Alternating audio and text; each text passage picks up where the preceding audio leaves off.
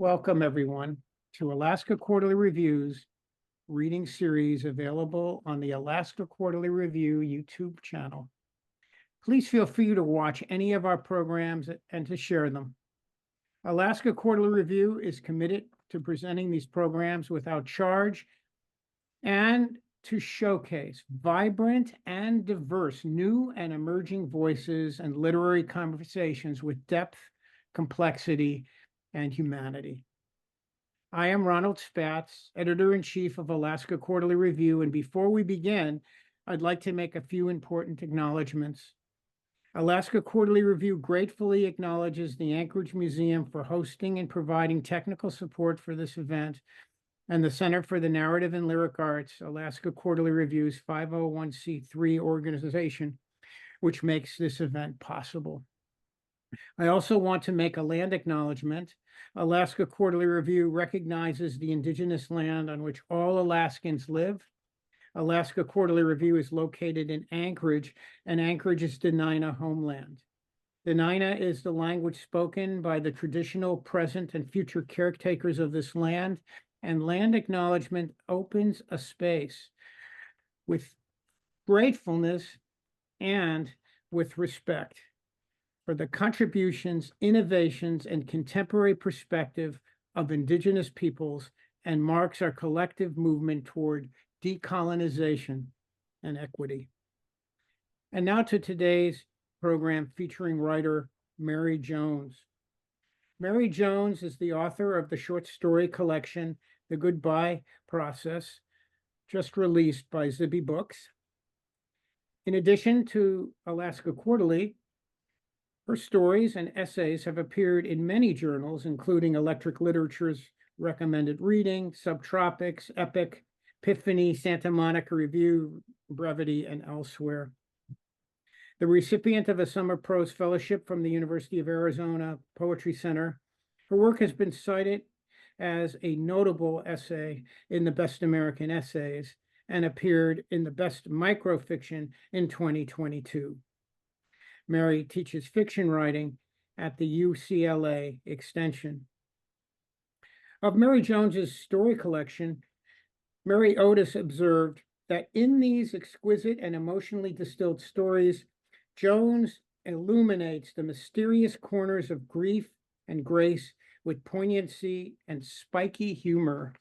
And Aimee Bender added that she was moved and wowed by how much Jones packed into a moment, how swiftly she could conjure a person, and that her words have these subtle magnets in them, drawing a reader close. Thrilling abundance here.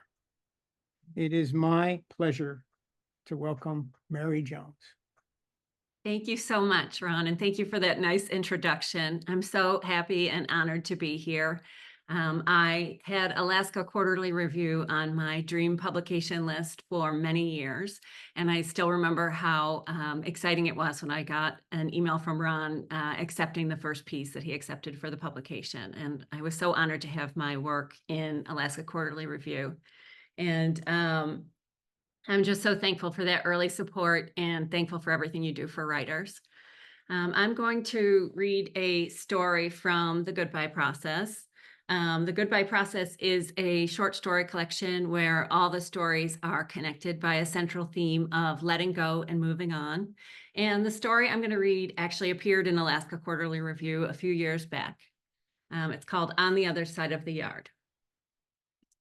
Early one September morning, the summer my husband and I moved from New York to Los Angeles, we saw a couple we almost knew lose their son at a park about a mile from our house. We saw him climb a high tree. We saw him fall to the ground. We saw everyone circle around. By the time we got over there, a woman was performing CPR. Someone else had called for an ambulance. Keep trying, the mother, whose name we remembered was Brittany, said. She was lying on the ground next to the boy. She was not crying. We understood this meant she was in shock. Her husband stood back watching. He was the one who had been standing under the tree, smiling up at the boy when he fell. All morning, my husband had been annoyed with me. We were there with our 2-year-old daughter. There was a baby squirrel running around the park, making a screaming sound. It ran up one man's leg, then back down again. It needs help, I said. It's going to hurt someone, a kid. The older kids were chasing it around, laughing each time it screamed. This is too stressful, my husband said. Can't you just relax? He said. It'll run away, he said, spotting our daughter as she climbed up the slide. It's just a squirrel. Leave it alone. I tried to relax, but the screaming. I'm going to call someone, I said, after a while. My husband rolled his eyes. It was true, I did lean a bit too heavily on the police. I called for suspicious cars parked on our street, noises in the night, neighbors having heated disputes in the middle of the afternoon. They put me through to the Department of Animal Services, who said there was nothing they could do for an uninjured wild animal. I went back to my husband, who received this news as smugly as I thought he would. He'd been pushing our daughter on the swing for 30 minutes. If you've ever done it, then you know. There is nothing in the world more boring than pushing a child on a swing for 30 minutes. I was thankful that it was the weekend, that it was my husband's arms, not mine, doing the pushing. Don't look now, my husband said, prompting me to immediately turn my head and look. He went on with a sigh. Isn't that the family who came to our house, he said, for the table? I looked again, this time as if to take in the park. The large weeping willow trees, a mother yelling at her kid on the play structure, a baby getting his diaper changed in the grassy area.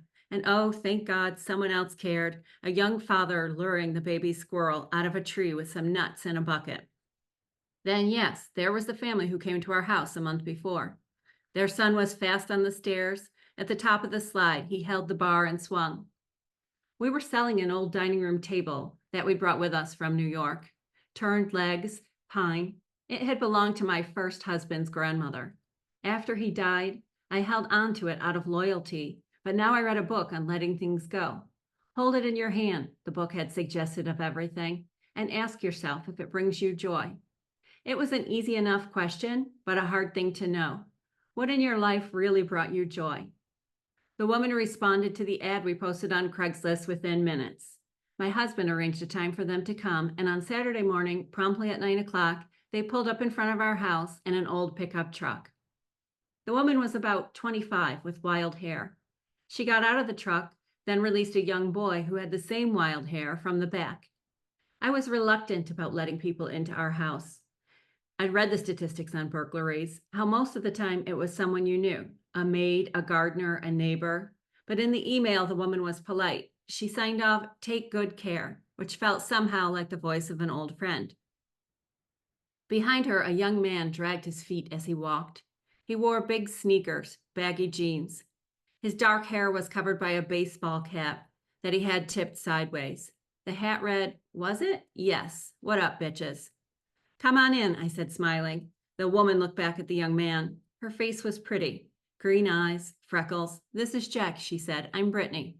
She scooped up her son and walked into the house. My husband came from over on the other side of the room. "It's just back here," he said, "in the yard. We have it outside, but it's covered. There hasn't been rain in a while, so..." Brittany walked with my husband. Jack and I followed behind. Our daughter showed him her wooden puppy. When she pulled the string to walk it, its ears flapped and its tail wagged. "Puppy," she said to Jack.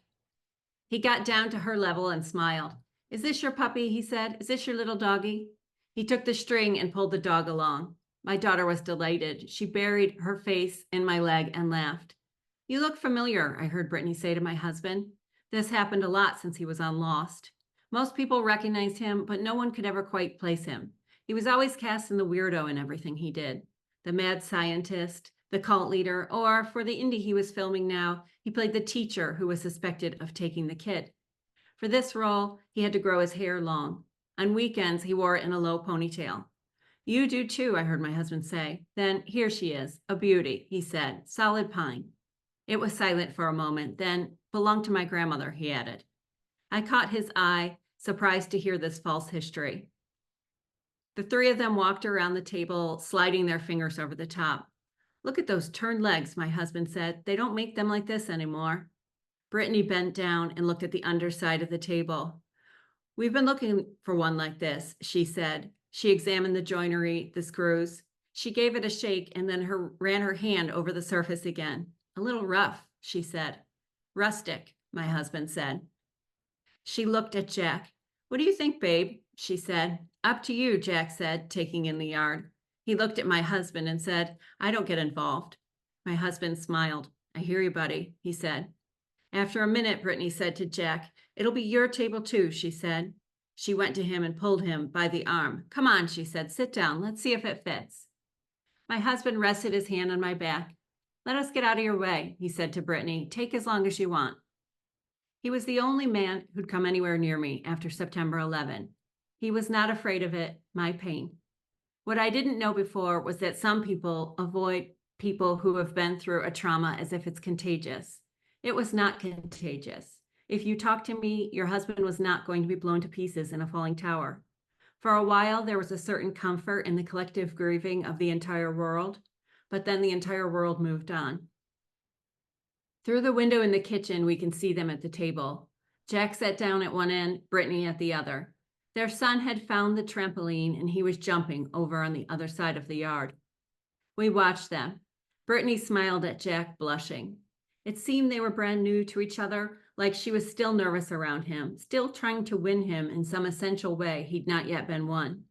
She tapped her long nails on the tabletop, laughed each time he spoke. Their lips were moving. We couldn't make out what they were saying, but anyone could see it was flirtation. I looked at my husband. He looked at me. We both looked away. A few minutes later, they were all inside again. "We love it," Brittany said. "Would you take 600? I felt something inside of me shift, a coolness spill into my jaw. "Oh," I said. "I don't know," I said. "We mentioned in the ad that the price was firm." It was quiet for a moment. No one said anything. Then I added, "1,000 is fair for this table. If anything, it's low," I said. "We don't have 1,000, Jack said, "but we have 600 in cash right here," he said, flashing money from his wallet. He looked at my husband and lifted his eyebrows. "If you can help me get it into my truck," he said, "we can take it off of your hands right now." "I'm sorry," I said, shaking my head. "This belonged to my husband's grandmother." I pictured him then, my first husband, at his spot on the side of the table. He liked to sit there on weekend mornings and eat sugary cereal from a giant coffee mug. My husband lowered his eyes. I saw a terrible sadness fall over Brittany's face. She moved closer to Jack. "That's okay," she said in a soft voice. "We understand," she said. She scooped up her son and they made their way through the house and out the front door. My husband sat on the couch and stared at the television. I sat beside him without saying anything. "You could have just given it to them," he said finally. "It's $400, he said. "Who cares?" "People think they can take whatever they want," I said. "You can't just give it to them." Now, a month later, we stood near the tree with everyone else watching. My husband took our daughter for a walk to get her away from what was happening. By the time the ambulance arrived, the boy's curly hair was covered in blood. He had not moved. The EMTs tried to resuscitate him, then gave up. When they stopped, Brittany's face turned red, purple. She ran to Jack and started slapping at him. She screamed. She punched at his chest with the balls of her hands. She dug her long nails into his cheeks and scratched down. "What did you do?" she screamed. "What did you do?" Jack stood still and let her beat him. After a moment, an EMT pulled her away, covered her shoulders with a blanket, sat her down in the shade of a willow tree. As this was happening, 2 other men moved the boy onto a stretcher. Brittany did not move. She sat there still. Her eyes were closed, her body rocking. I wondered if she was meditating, saying a prayer. I knew that a part of her was escaping, forever leaving this broken place. I went to her, touched her shoulder. She looked up at me, her green eyes scanning, confused, frightened. "I know you," I said. Thank you so much.